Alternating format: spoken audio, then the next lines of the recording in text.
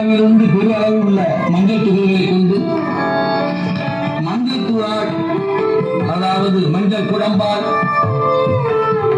இந்த அபிஷேகம் நடைபெற இருக்கின்றது. மங்களத்தை அருள்வது மஞ்சள் நிறம், மங்களகரமான காரியங்களை தரக்கூடியது மஞ்சள் நிறம்.